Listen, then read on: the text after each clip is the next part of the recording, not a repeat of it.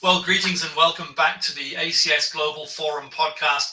This month, we're going to take a look at a specific area of our mission work. One role that the American Cancer Society, just like many of our partners around the world, plays is to remove the barriers to accessing care that many cancer patients face. And that's about helping people to get to their treatment, their proximity to the treatment. And so in order to explore this, I'm really delighted to invite one of my colleagues, Tamara Fernandez. She is the VP of Hope Lodge at the American Cancer Society, to share some insights around this program. Tamara, welcome to the show. How are you? I'm good. How are you?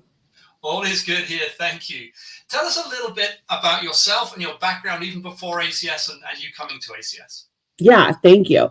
I joined the American Cancer Society back in February of 2024 after a long career in long-term care. So prior to the American Cancer Society, I worked for a West Coast operator that managed 90 assisted living and dementia care communities up and down the state of California, and I was the senior vice president for them. Awesome. Great. Well, tell us a little bit about Hope Lodge. I mentioned the name of Hope Lodge in the intro there, but tell us for our viewers, what is Hope Lodge? Yeah, Hope Lodge is in the lamest of layman's terms is free housing for cancer patients. So when someone needs treatment outside of their immediate living area, they can stay at a Hope Lodge at no cost to them while they're receiving their treatment. So it really removes the financial barrier of trying to secure a hotel or housing while receiving treatment, and allows more people to access treatment. That's awesome. And presumably then many of the treatment centers are in urban areas, in the centers where things are always inevitably more expensive. So presumably somebody who lives in a rural part of the state can come into the city center and find lodging there. Yeah, we currently have 30 throughout the country, and they're really located where a lot of the main NCI designated cancer centers are throughout the country. So there is a lot of access, but it's really based off of the cancer center. We are predominantly dense on the East Coast and Midwest, moving west with hope to expand further west within the next couple of years. Well, that's awesome. Good insight to what's coming on. I'll ask you in a little while about the future, but tell us a little bit also, what's the kind of capacity in general of a Hope Lodge? How many people can they hold? Yeah, so it ranges. They always say every Hope Lodge is different, but our smallest Hope Lodge is 18 rooms. Our largest Hope Lodge is 64 rooms. But there's a lot of factors that go into capacity, the types of treatments being delivered, how long those treatments require a stay. So on average, across the country, we serve 30,000 patients a year. 30,000 a year, that's awesome. And so then the patients obviously are there and they are probably getting moral support from each other, but then also is there staff or facilities on hand from ACS as well? Yeah, so the lodges are staffed 24 hours a day, 7 days a week, with ACS staff, and they are there to provide support, provide celebration, and also just deal with all of the day-to-day nuance that comes with managing a facility.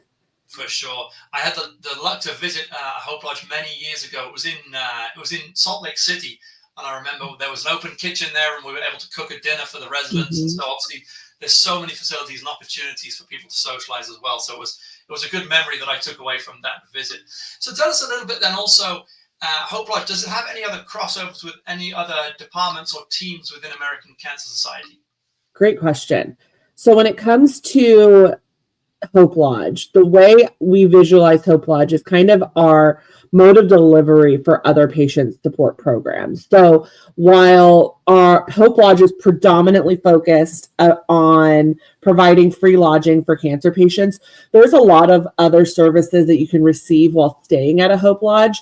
And that's because the other programs throughout patient support, such as ACS Lion, ACS Cares, our prevention and survivorship team, our cancer treatment support teams, our access to care teams, like they've realized that with Hope Lodge having such a large footprint across the country and that direct touch to patients, a lot of the programs have ended up in some form flowing through Hope Lodge, as well as flowing through other areas of the country.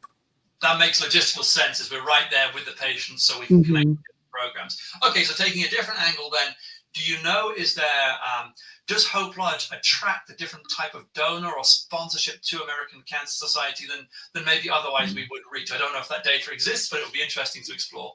Yeah, I think when it comes to Hope Lodge, this is direct touch to patient, right? So we see a lot of individuals that have had their own cancer journey or are navigating their own individual cancer situation that have that direct personal touch to cancer, which, as we all know, that's growing every day.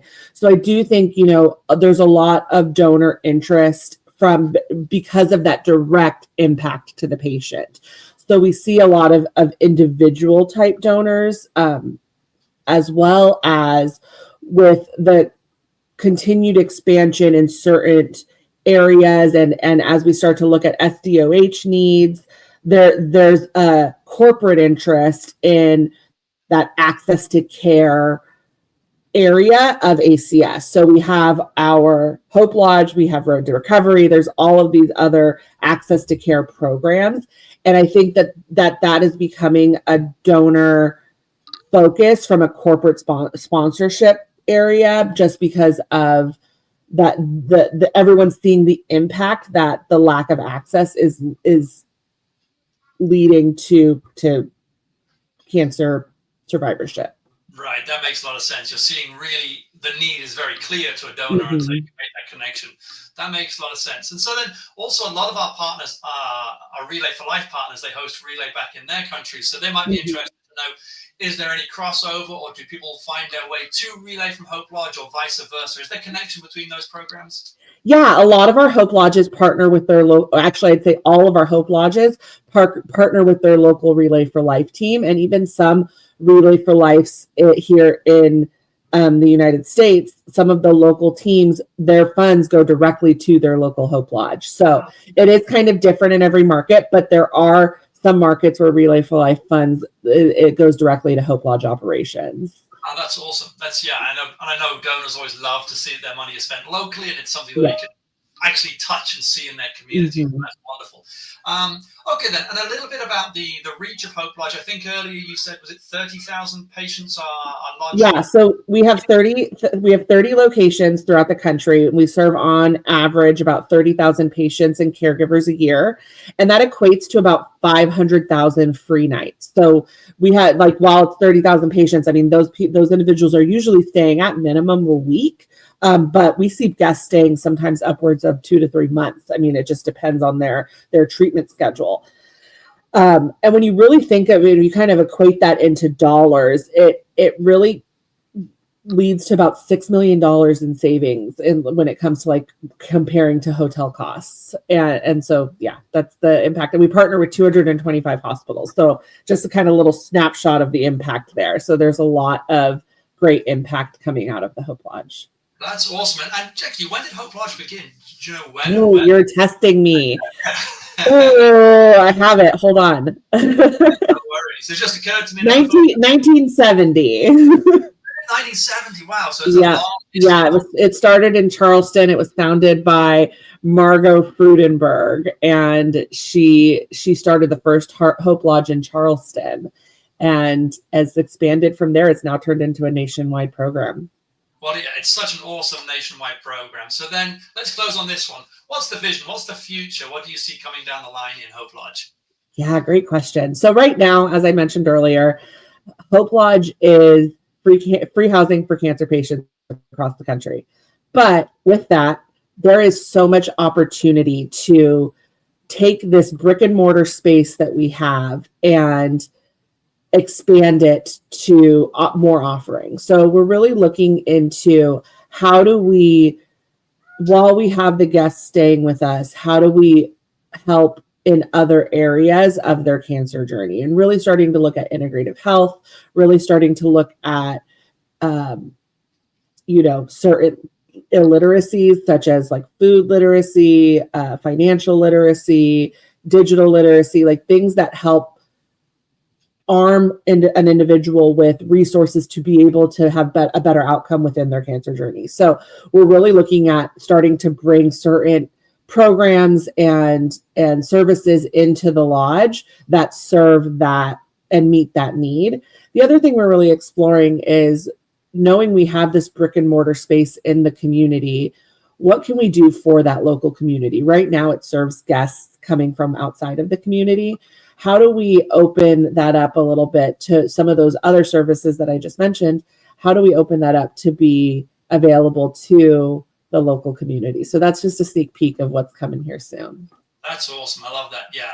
Basically broadening in all senses, but it does make so much sense that it's not just the lodging for the patient, that actually all the services are integrated and we can really remove all of the barriers that they could potentially have to care through this one touch point. Yeah. So that's so wonderful.